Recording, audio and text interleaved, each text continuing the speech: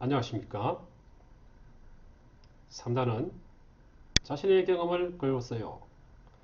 오른쪽에 여러분 여기 있잖아요. 그죠? 이거는 자신 알아보기인데 역량이라고 합니다. 역량. 무언가를 할 수 있는 그런 능력인데 자기 자신을 알아보는 거예요. 인상 깊은 경험을 글로 써보는 공부를 하는 겁니다. 인상 깊은 경험이니까 여러분 마음속에 남아있는 경험들이에요. 언제, 어디서, 누구와 무슨 일을 했을까? 그런 걸 떠올려서 글로 쓰면 되는 거예요.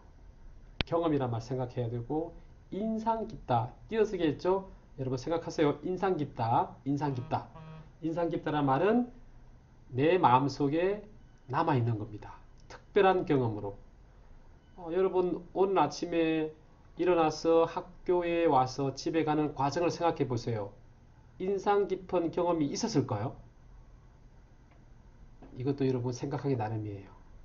차를 타고 오거나 또 부모님의 차를 타고 오거나 버스를 타고 오거나 전철을 타고 올 때 여러분이 이건 인상 깊은 경험이라고 생각하면 인상 깊은 경험이 될 수도 있어요.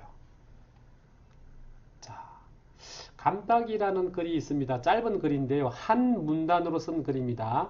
지난 주말에 동생과 할아버지 댁에 놀러 갔다. 할아버지 댁 감나무에는 빨갛게 익은 감들이 주렁주렁 열려 있었다.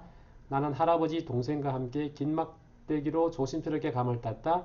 감을 따는 것은 참 재밌었다. 다음엔 친구들과 함께 감을 따보고 싶다. 감딱입니다.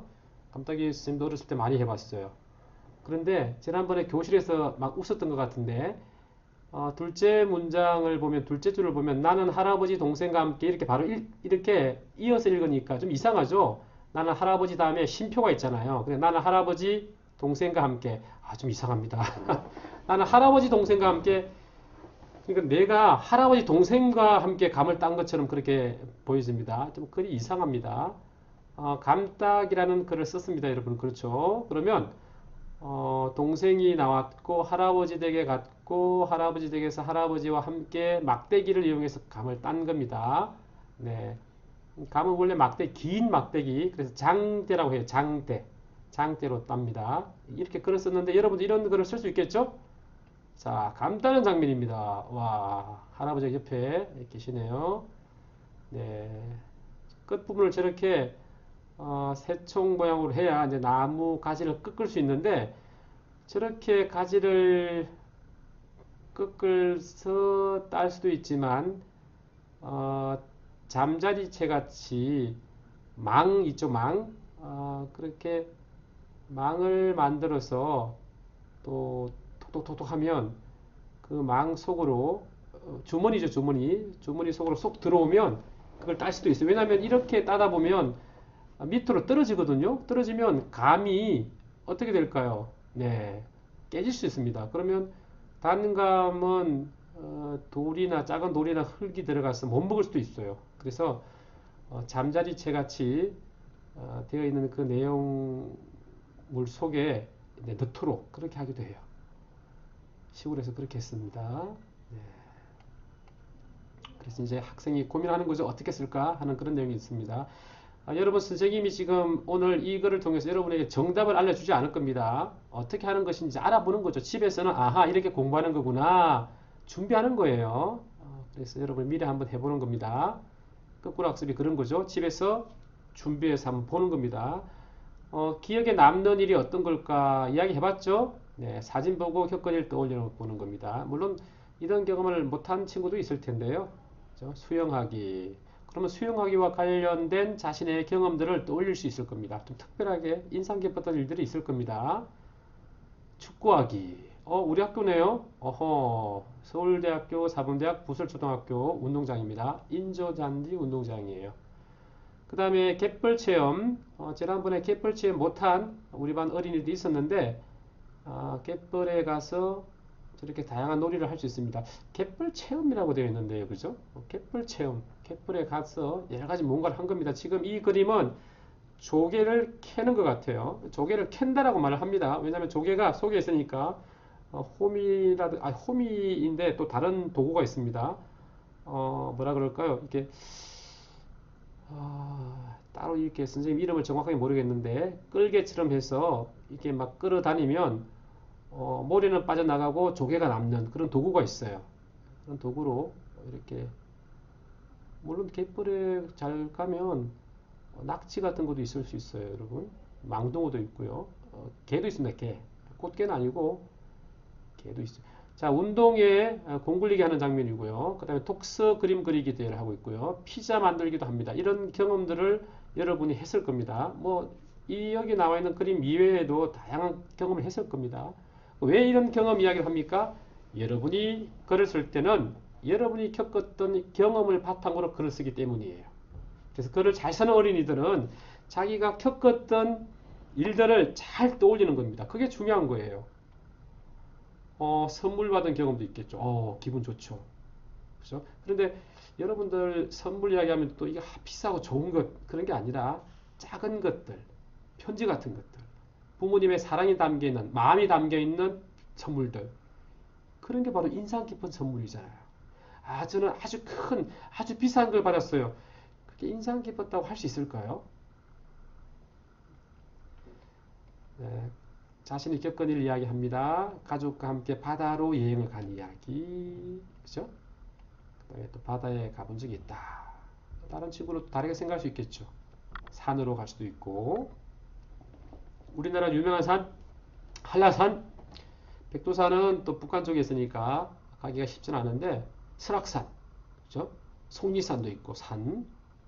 그 다음에 아주 유명한 산이죠. 국립공원 있는 산. 우리 지금 서울에서 가까이 있잖아요. 북한산. 여러분, 북한산도 유명한 산이죠. 뭐 그런 이야기 할 수 있습니다.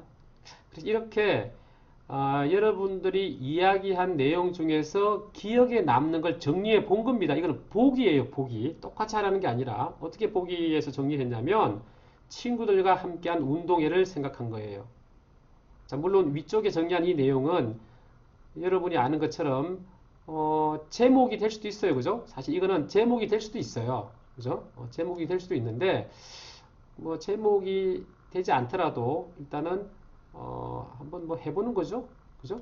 이거는 뭐 꼭 제목이 아니더라도 이렇게 한번 쓸 수 있습니다. 그 다음에 여러분 보세요. 언제, 그죠? 언제, 그 다음에 어디에서, 그 다음에 무슨 일을 한 건지, 있었던 일, 그 다음에 여러분의 생각이나 느낌.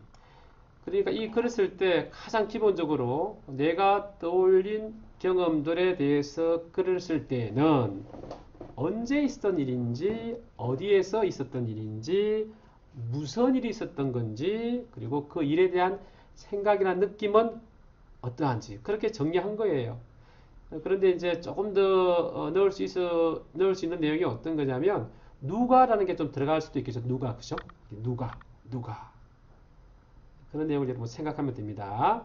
그래서 이곳에서 여러분 언제, 어디에서 있었던 일이 무엇이고 그 다음에 그 일에 대해서 어떤 생각이나 느낌이 들었는지를 간단하게 한번 적어보는 겁니다. 이렇게 간단하게 적고 나면 이것을 보면서 글을 쓸 수 있거든요. 그죠? 여기 보니까 책 박사님께서 있었던 일을 구체적으로 떠올려보고 자신의 생각이나 느낌, 그렇게 생각한 까닭을 정리해봐요 그랬는데, 그런데 이제 여기서 있었던 일을 구체적으로 떠올릴 때 여러분 생각해 보세요. 누구나 다 떠올릴 수 있는 그런 경험들을 글로 쓰면 그걸 읽는 사람이 재미있겠어요? 재미없죠. 그래서 인상 깊었던 경험을 떠올리는 게 중요한 거예요. 그런데 여러분 글을 쓸 때 우리가 교과서에 쓰는 글들은요, 비밀 글이 아니에요. 자기만 읽어야 될 글을 쓰진 않아요. 그런 글은 어디서 씁니까? 자기 일기장에 쓰는 거예요. 선생님이 보지 않는 일기장 말이에요. 엄마 아빠가 볼 수 없는 일기장에 글을 쓰는 거고, 교과서에 쓰는 모든 글들은 여러분도 읽을 수 있고 부모님도 읽을 수 있는 글이고 선생님도 읽을 수 있고 친구들도 읽을 수 있는 글이어야 되는 거예요. 여러분 그거 기억하세요. 그래서 내 글을 다른 친구가 읽었어요. 그건 화낼 게 아니에요. 국어 교과서를 통해서 서로 공부도 하고 배우고 도움도 주고 할 수 있는 겁니다. 자, 101쪽으로 넘어갑니다. 친구들이 모여서 이야기하는 거죠. 기억에 남는 일을 정리하면 어떤 점이 좋을까? 대화를 나누고 있는 거예요. 기억에 남는 일을 자세히 쓸 수 있다. 기억에 남는 일을 글로 쓸 수 있어. 이렇게 하는 겁니다. 아마 여러분들 교과서를 보다가 선생님 교과서하고 다른 경우가 있을 겁니다. 그런 경우에는요. 선생님 교과서가 오래된 것이고 여러분 교과서가 새 교과서니까 여러분 교과서가 맞는 거예요. 자, 이제 이 단원에서 배우는 내용이 나와 있죠. 자신의 경험에서 인상 깊은 일을 글로 쓰는 방법을 알고요. 인상 깊은 일을 글로 쓰고 그 다음에 자신이 쓴 글을 고쳐 쓰고 그 다음에 마지막에는 우리 반 소식지를 만드는 그런 공부를 합니다. 간단하게 여러분 오늘 지금 이야기했습니다. 시간 많이 안 걸렸죠? 그 다음에 이렇게 해서 이제 기본 공부를 합니다. 기본 공부는 무엇이냐면 자신의 경험에서 인상 깊은 일을 글로 쓰는 방법을 알기. 방법을 아는 거예요. 서연이가 나옵니다. 서연이. 그죠? 서연이가 나오는 거예요. 자, 서연이가 나오는데 보니까 저녁에 누가 아픈 것 같아요. 아침에 학교에 갔는데 선생님과 함께 수업을 했고 그 다음에 축구 공차기를 했습니다. 친구들하고. 그 다음에 독서도 하고 그랬는데 이런 이야기입니다. 자, 그런데 이제 연필 친구가 나왔어요. 서연이는 평소처럼 일어나서 학교에 갔고 친구들과 놀았구나. 이렇게 이야기했습니다. 그런데 그날따라 한밤중에 동생이 아팠나 봐. 그죠? 동생이 아팠잖아요. 이름 보세요. 그죠? 동생이 아픈 일은 좀 특별한 경험이죠. 동생이 아프면 안 되는데 얼마나 걱정했겠습니까? 그러니까 이제 질문을 한 거죠. 서연이가 겪은 일과 자신이 겪은 일 가운데 다른 일은 무엇인가? 분명히 있을 거예요. 그랬더니 여러분 중에서 선생님 저는 동생이 없어요. 그런 경우도 있죠.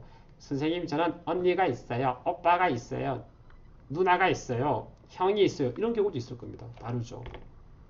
그럼 여러분이 만약에 여러분이 서연이라면 어떤 일을 글로 쓰고 싶은가요? 생각할 수 있잖아요.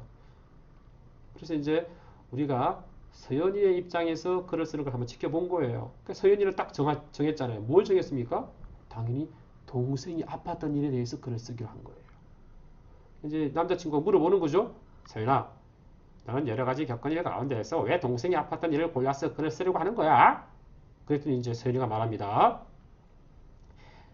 동생이 아팠을 때에는 평소와 다른 느낌이 들었거든. 평소에 동생이 장난꾸러기처럼 보여서 믿기도 했는데 아프니까 잘못해준 것이 생각나서 미안한 마음이 들었어. 그래서 그 마음을 써보고 싶었어. 선생님이 대충 읽어봤습니다. 그죠? 상당히 마음이 따뜻한 그런 누나입니다. 그러니까 또 이제 책 박사님이 말씀하십니다. 평소에 일어나는 일을 자세하게 쓰는 것도 좋아요. 그리고 평소와 다른 특별한 일이나 자신의 생각이나 느낌이 달라진 일을 골라서 글을 써도 좋아요.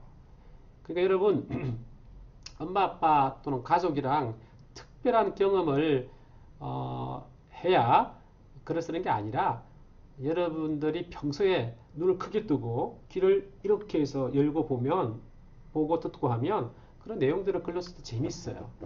지나가다가 만난 사람들 이야기도 괜찮고 지나가다 또 본 것들, 들은 이야기들, 내 눈에 보이는 것들. 가을이 되니까 나뭇잎이 어떻게 또 움직이는 건지 떨어지는 낙엽들을 보고 자기 생각을 쓸 수도 있고요. 자, 그런데 이제 이 학생들이 정리합니다. 보세요, 여러분. 글 쓸 내용을 어떻게 정리하면 좋을까요?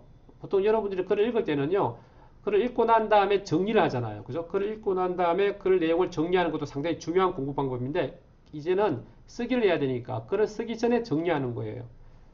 여러분 중요한 거죠. 글을 쓸 때 쓰기 전에 정리한다. 글을 쓴 다음에 글을 읽고 고친다.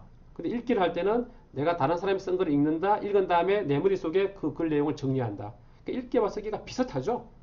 여러분 보세요. 언제, 어디에서, 누구와 있었던 일인지 정리한다. 그렇죠? 무슨 일이 있었는지 자세히 떠올린다. 어떤 마음이 들었는지 생각한다. 그렇죠? 언제, 어디에서, 누구와, 무슨 일, 어떤 마음, 생각과 느낌이죠. 이걸 생각하면 여러분 글 쓰는 게 어렵지가 않아요. 동생에 대한 글을 썼습니다. 서연이가 동생이 아파요. 아이고 배야. 동생 주혁이가 끙끙 앓는 소리에 잠에서 깼다. 열이 39도가 넘잖아. 배도 많이 아파하고. 큰일이네. 걱정스럽게 말씀하시는 아빠의 목소리도 들렸다. 나는 눈을 비비고 자리에서 일어났다. 아빠 무슨 일이에요? 나는 주혁이 머리맡에 앉아 계신 아빠 옆으로 다가갔다. 주혁이가 열이 많이 나는구나. 아무래도 장염에 걸린 것 같아. 이번 가을에만 두 번째네. 아빠께서 걱정스럽게 말씀하셨다. 주혁이는 얼굴을 찡그리며 힘들어했다. 아빠께서 병원에 갈 채비를 하시는 동안 나는 주혁이 옆에 앉아 있었다. 누나, 나 아파. 주혁이가 눈물이 그렁그렁한 얼굴로 말했다. 병원 다녀오면 금방 나을 거야. 나는 주혁이의 이마에 차가운 물수건을 얹어주었다. 마음이 아팠다. 동생이 얼른 나았으면 좋겠다. 와, 여러분, 이 지금 서연이 누나의 마음이 잘 나타나 있는데요.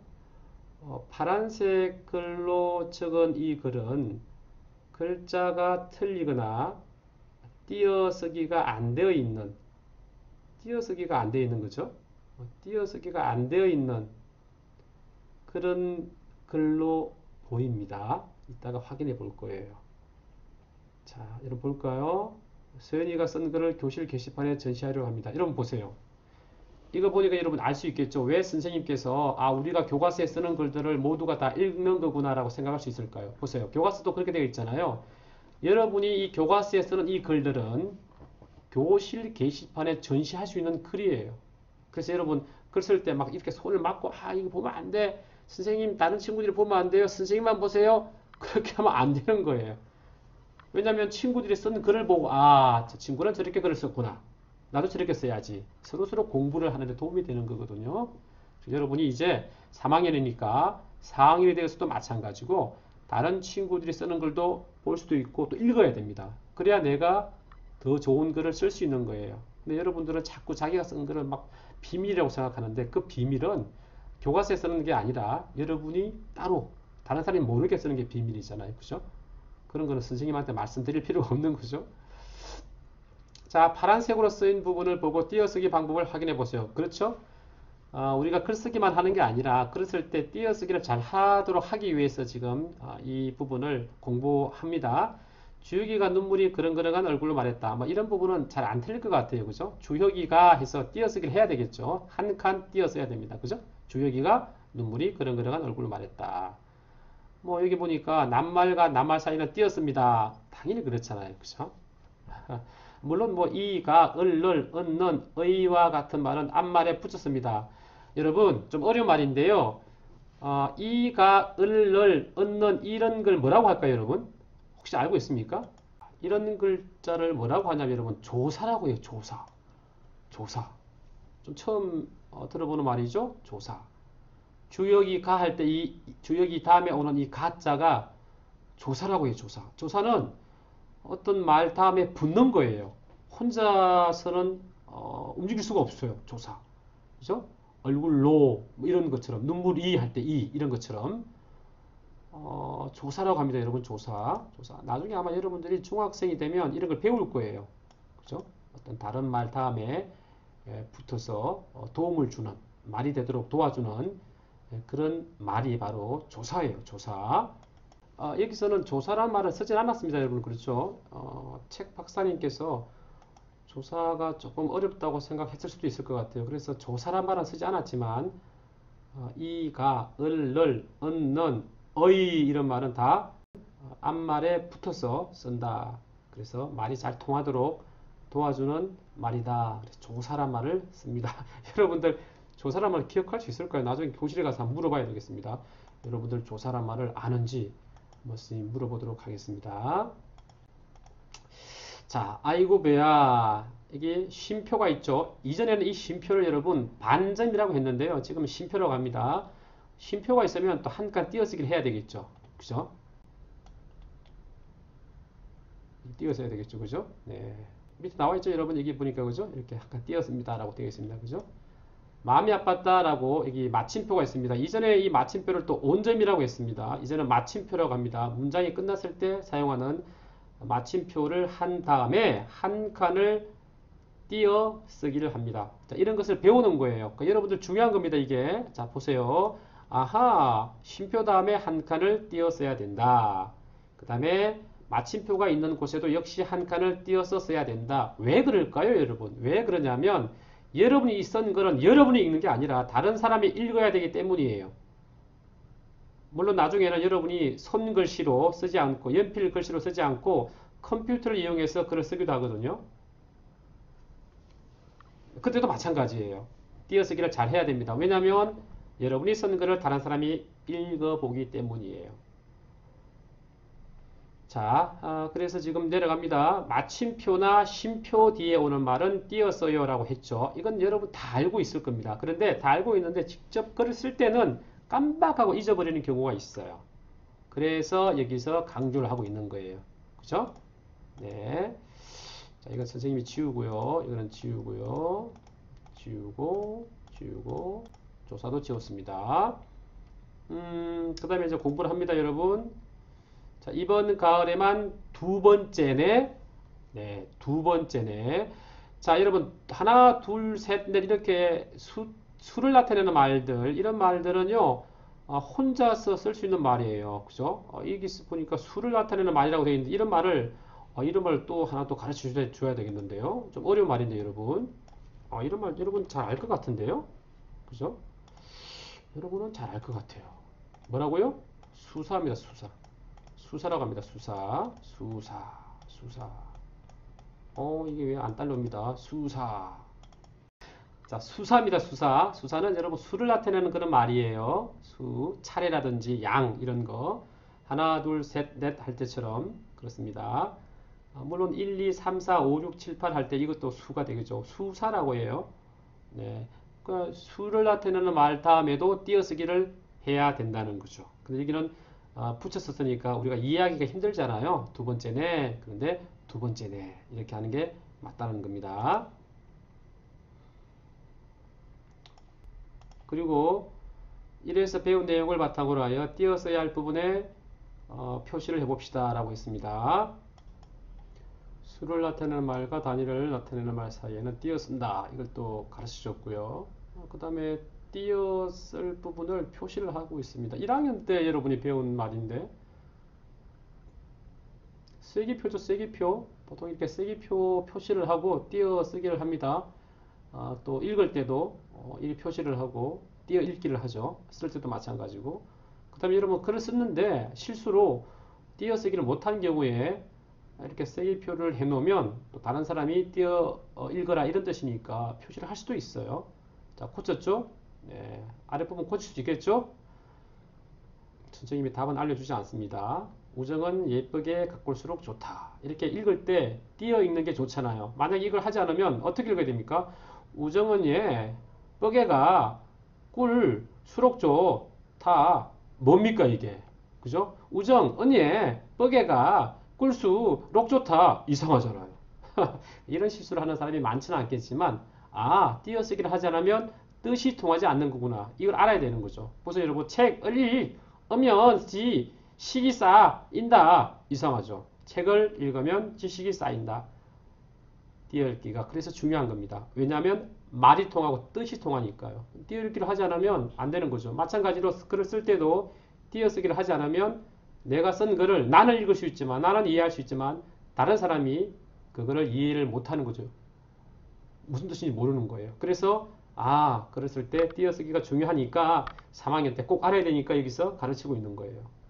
그렇죠. 그런 이야기를 하고 있습니다. 띄어쓰기를 하면 전하고자 하는 뜻을 정확하게 전할 수 있구나. 그런 읽는 사람도 편하게 읽을 수 있어. 그렇죠. 네. 자, 인상 깊은 일을 글로 쓰는 방법. 겪었던 일 가운데 어떤 일을 글로 쓸지 정한다. 왜냐하면 아주 많거든요. 여러분 경험 얼마나 많은지 몰라요. 그 다음에 쓸 내용을 정리하죠. 어떻게 정리한다고 했죠? 언제, 어디에서, 누가, 무엇을 했는데 내 느낌과 생각이 어떤지 쓰는 거죠. 글을 쓰는 거고 그 다음에 글을 다 쓴 다음에 반드시 꼭 고쳐서 써야 되는데 그렇게 하기 위해서는 읽어봐야 돼요. 다시 읽어보는 거예요. 다시 읽기가 중요한 거예요. 쓴다, 다시 읽는다, 고쳐 쓴다. 여러분 3학년이 이것만 잘 알면 이제 앞으로 여러분은 정말로 글을 잘 쓰는 훌륭한 학생이 되는 겁니다. 왜냐하면 글쓰기는 초등학교 3학년에게만 필요한 게 아니라 4학년 때도 필요하고요. 6학년 때는 더 중요하고 중학교에서는 더 중요하고 고등학교에서는 진짜 중요하고 대학교에서는 정말 중요하고 회사에서 일을 할 때는 정말 중요합니다. 자, 여러분 이렇게 해서 이제 여러 가지를 정리할 수 있겠죠? 네, 이거는 뭐 다 잘할 겁니다. 그리고 이제 글을 쓰는 겁니다. 인상 깊은 일을 글쓰기, 인상 깊은 일로 글쓰기. 자, 국어 활동과 연결되어 있고요. 자, 자신이 1년 동안 경험한 일 가운데에서 인상 깊은 일을 떠올려 봅시다. 벌써 1년이 됐습니다. 2021년 코로나19 때문에 모두가 자신이 원하는 그런 일들을, 경험들을 많이 못했어요. 정말로 안타까운 일입니다. 그래도 경험한 일이 있을 겁니다. 봄에 어떤 일이 있었을까요? 여름에는요? 가을에는요? 지금 가을인데 생각해 보는 거죠. 여기서는 봄, 여름, 가을, 겨울로 구분해서 생각을 해보는 시간을 갖습니다. 네, 지우개 어린이가 아주 돋보기를 가지고 보고 있네요. 가족과 바닷가에 간 일이 새롭고 재미있을 것 같아. 네. 자, 그래서 여러분이 생각한 내용을 가지고 언제 어디에서 누구와 있었던 일인가를 정리하는 겁니다. 글을 쓰기 전에. 그 다음에 무슨 일이 있었을까? 어떤 마음이 들었을까? 왜 그런 마음이 들었을까? 여기는 또 왜 그런 마음이 들었을까까지 썼습니다. 그죠? 왜 그런 마음이 들었을까? 왜 그런 마음이 들었을까? 보니까 우리 책 박사님께서 말씀하시네요. 인상 깊은 일을 구체적으로 정리하면 일어난 일을 자세히 표현할 수 있고 자신의 한 일을 되돌아볼 수 있어요. 되돌아볼 수 있어요. 반성할 수 있는 거예요. 글을 써놓으면 또 볼 수 있잖아요. 여러분 교과서를 쓴 다음에요. 교과서를 버리면 될까요? 선생님은 교과서 버리는 건 반대예요. 여러분 교과서는 여러분의 역사입니다. 여러분의 재산이에요. 나중에 큰 도움이 될 거예요. 버리지 마세요. 제발 동생이 봐도 좋아하고요. 다른 분들한테 소개할 수도 있고 나중에 여러분들이 지금 여러분들은 여자친구 남자친구 이야기하니까 모두 다 남자친구 여자친구인데 이야기하니까 막 부끄러워하고 그러는데요. 나중에 여러분들이 진짜 결혼을 했을 때 여러분의 어떤 그런 자녀들 그죠? 아이들이 볼 수도 있잖아요. 보여주면 얼마나 좋아요. 그거 생각해야죠. 선생님 저는 결혼 안 할 거예요. 모르겠습니다. 선생님은 예상할 수가 없습니다. 일반적인 이야기를 여러분에게 말을 하는 거예요. 자, 그렇게 정리한 내용을 가지고 이제 글을 쓰는 거예요. 제목을 쓰고 여러분 제목도 마찬가지입니다. 제목을 먼저 써야 되나요? 아니에요. 제목을 나중에 써도 돼요. 그리고 제목을 미리 쓴 다음에 나중에 고쳐 써도 돼요. 왜냐하면 제목은 무척 중요하거든요. 제목 재밌게 쓰는 게 좋아요. 딱 봤을 때 제목을 보면 와 읽고 싶다. 음식을 봤을 때 색깔이 화려하고 좋아요. 맛있어 보여요. 그럼 먹고 싶잖아요. 글도 마찬가지예요. 제목이 재밌어요. 멋있다? 그러면 글을 읽고 싶은 거예요. 그죠? 제목도 쓰고 글을 쓰는데 제목은 나중에 써도 되고 처음에 쓴 다음에 고쳐도 됩니다. 그런 여러분 마지막까지 그런 여러분이 고치고 싶은 만큼 고칠 수 있어요. 100번, 1000번도 고칠 수 있어요. 그게 여러분 좋은 거예요. 한번 딱 쓰면 끝나는 게 아니에요. 물론 시험 볼 때는 한번 쓰면 끝이죠. 못 고치죠. 또 뭐 회사에 입사할 때 글쓰기 할 때 쓴 글을 다시 돌려주지는 않거든요. 근데 지금 우리는 교과서를 가지고 공부하니까 얼마든지 고칠 수 있잖아요. 그런 다음에 글을 쓰고 고친 다음에 또 고치고 고쳐서 나중에 여러분이 발표를 하는 거죠. 어디다 발표합니까? 신문사 같은 데다가. 그렇게 했으면 좋겠는데요. 여러분들. 자, 몇 줄입니까? 많죠? 자, 제목은 자신이 쓴 글에서 가장 하고 싶은 말이 무엇인지 어떤 마음을 표현하고 싶은지를 생각해서 정해야 해요. 중심 생각이라고 생각하면 될 것 같아요. 이 글을 통해서 내가 드러내고 싶은, 나타내고 싶은, 표현하고 싶은 중심 생각이 무엇인지 그 중심 생각을 제목으로 쓰는 거예요. 근데 이렇게 쓰는 건 안 돼요. 선생님이 그건 정말 선생님도 안 좋아해요. 추천하지 않습니다. 뭐 이런 거. 바다. 이런 거. 바다가 또 바다. 이상한 제목이잖아요. 그죠? 책을 읽고 좀 이상하죠. 그죠? 공부 이상하죠. 학원 이상하죠. 그림 그리기 이상하죠. 더 자세하게 왜 이걸 썼는지 그 이유가 경험이 자세하게 드러나도록 제목을 정하는 게 좋다는 이야기입니다. 자, 그렇게 해서 여러분 보세요. 글을 썼습니다. 그죠? 그때 느낌을 잘 표현했는지 살펴볼 거야. 있었던 일을 자세히 썼는지 확인하고 싶어. 띄어쓰기를 바르게 했는지도 점검해 봐야겠어. 와, 3학년 학생들이 쓰는 용어가 상당히 어려운 용어를 많이 쓰는데요. 자, 점검표를 만들어서 확인해 보는 거예요. 언제 어디에서 누구와 있었던 일인지 썼나요? 이렇게요. 어떤 마음이 들었는지 썼나요? 네, 썼으면 밝은 얼굴로 표시해야 되겠죠. 네, 그 다음에 이제 자기가 쓴 거를 고쳐 읽는 거예요, 여러분. 할 수 있겠죠? 보세요, 여러분. 자, 이제 선생님이 말한 게 사실이죠. 진실이죠. 아하, 교과서에 내가 쓰는 거는 친구들하고 나눠 읽는 거구나. 읽어야 되는 거구나. 그런 거예요. 교과서에 여러분 비밀 글을 쓸 이유가 없어요. 나중에 선생님 이 교과서에 쓴 거는 저의 비밀이란 말이에요. 그거는 잘못한 거죠. 그죠? 교과서는 모두가 함께 읽을 수 있고 이야기를 나누고 대화를 할 수 있는 그런 글을 쓰는 거예요. 그래야 또 글을 고칠 수 있으니까. 왜냐하면 친구 이야기를 듣고 친구가 내 글을 읽고 틀린 부분을 이야기해주면 그걸 고칠 수도 있고 또 좋은 이야기를 해주면 그걸 듣고 고쳐야 되거든요. 자신이 쓴 글의 내용이나 표현에서 고치고 싶은 점이 무엇인지 생각해보자. 이런 내용도 있잖아요. 그렇죠? 그래 고치는 거예요. 그러면 친구가 이 글을 읽고 말을 할 거 아니겠습니까? 뭐 좋은 점, 잘한 점. 그러면 친구 이름 쓰고 잘한 점을 글로 쓰면 되는 거예요. 왜 이렇게 씁니까, 여러분? 여러분의 글을 잘 쓰기 위해서 그렇게 하는 거예요. 알겠죠, 여러분? 자, 이야기하는 겁니다. 고쳐 쓰기란 걸 여러분 기억해야 돼요. 아하, 글은 한번 쓴 다음에 끝내는 게 아니다. 계속 고쳐 쓴다. 그게 아주 중요한 여러분 공부 방법이에요. 자, 우리 반 소식지 만들기는 이거는 뭐 따로 하도록 하겠습니다. 여러분 짧은 시간에 쌤 빠르게 이야기했습니다. 이 공부는 여러분 거꾸로 공부인데요. 이 영상을 보면서 아하 이렇게 하는구나를 알고 교과서를 한 번 더 보는 거예요. 그럼 여러분 집에서도 공부가 되고 학교 와서는 더 열심히 하게 되는 거죠. 그죠? 그리고 선생님한테 와서는 질문하는 거죠. 그 다음에 선생님이 이렇게 저 글 썼습니다. 어떻게 선생님 고치면 좋을까요? 또 선생님의 지도 말씀도 듣고 또 고치고. 그럼 여러분은 글쓰기 작가? 창의적인 글쓰기 작가가 되는 거죠. 창의적인 글. 세상에 어디에도 없는 그 글. 그런 글을 여러분이 만드는 겁니다. 그러니까 여러분은 창의적인 학생이 되는 겁니다. 여러분 교실에서 만납시다. 안녕.